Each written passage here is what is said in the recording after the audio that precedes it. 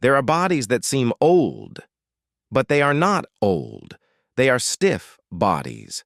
Bodies that were forgotten, bodies left behind by routine, stress, and years of repetitive movements. And then the rigidity appears, the feeling that everything is harder than it used to be. But today, I want to tell you something almost no one knows. Your body is not failing. It's simply shut down. Centuries ago, long before modern medicine, physical therapy, or gyms existed, ancient monks discovered a ritual that kept their bodies surprisingly young, strong, and agile, even at advanced ages. A daily ritual of 5 minutes, silent, precise, almost secret, capable of awakening the body from within, lubricating the joints, releasing accumulated tension, and reactivating the natural mobility every human is born with.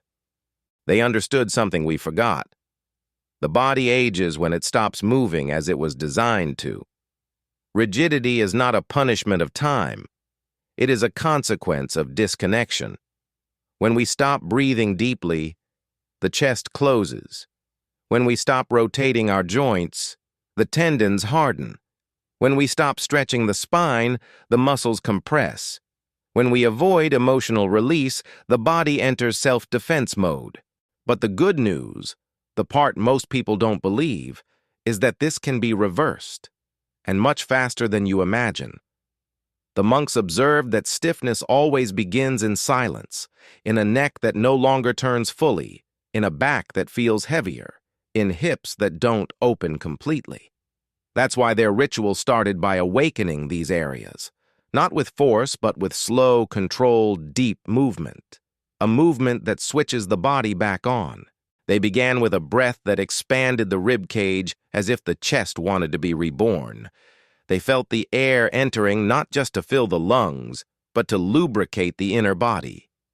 Then they moved the neck with gentle rotations, as if removing dust from an old door that hasn't opened in years. They felt the crack, the warmth, the return of life. The spine came next, a slow, wave-like movement that activated each vertebra one by one. Not to stretch, but to awaken. The monks understood that the spine is not a rigid structure but a river. And when that river stops flowing, the entire body withers. That's why every morning, the spine had to move like a serpent, soft, continuous, uninterrupted. It was their way of telling the body, I am here. We are not done. Then came the moment of the joints, shoulders, elbows, wrists, hips, knees, ankles. A ritual of slow, deep circular rotations. Movements that looked simple, but reactivated areas that modern life puts to sleep every single day. They knew you don't need strength to revive a body. You need presence. And finally came the most powerful step, the release of hidden tension. They believed that every unexpressed emotion becomes stiffness. Every unresolved worry becomes a hardened muscle. Every hidden fear becomes a physical block.